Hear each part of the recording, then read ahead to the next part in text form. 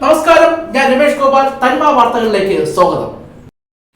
പുതുതലമുറയെ നാടിന്റെ വ്യക്തികളാക്കാൻ, അവരെ നേർവഴിക്ക് നയിക്കാൻ സാംസ്കാരിക പ്രവർത്തകർ മുന്നിട്ടിറങ്ങണം.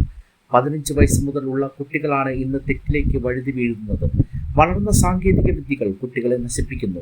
ഇവരെ ഇത്തരം പ്രവൃത്തികളിൽ നിന്നും പിന്തിരിപ്പിക്കാൻ, സമൂഹത്തിന് മാതൃകയാകുന്ന പുതുതലമുറയെ വാർത്തിയെടുക്കാൻ, കുട്ടികളിലെ വായനാശീലം വർദ്ധിപ്പിച്ച് അവരെ എഴുത്തിന്റെ വഴികളിലും കലാസാംസ്കാരിക പ്രവർത്തനങ്ങളിലും കായിക അഭ്യാസങ്ങളിലുമൊക്കെ പങ്കെടുപ്പിച്ച് തിന്മകളിൽ നിന്നും അവരെ അകറ്റി നിർത്താൻ എഴുത്തിനും എഴുത്തുകാർക്കും കഴിയണമെന്നും ഇതിനായുള്ള വേദികൾ കൂടി സാംസ്കാരിക പ്രവർത്തകർ ഒരുക്കണമെന്നും തിരുവനന്തപുരം പ്രസ് ക്ലബ് ഹാളിൽ എഴുത്തുകാരിയും കവയിത്രിയുമായ പ്രിയ ശ്യാമിന്റെ നേതൃത്വത്തിൽ രശ്മി ഊട്ടറയുടെ അധ്യക്ഷതയിൽ നടന്ന കവി സദസ്സ് ഉദ്ഘാടനം ചെയ്തുകൊണ്ട് നടനും ഡബ്ബിംഗ് ആർട്ടിസ്റ്റും മാധ്യമപ്രവർത്തകനുമായ DT രാകേഷ് രാജ പറഞ്ഞു.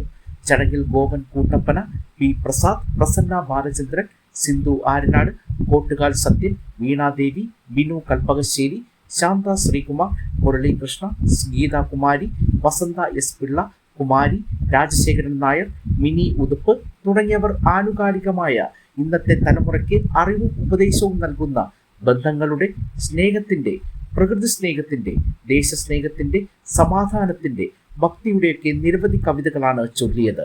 തുടർന്ന് യവനികയുടെ പുസ്തക പ്രകാശന സംഗമവും ഗാനാർച്ചനയും സംഘടിപ്പിച്ചിരുന്നു.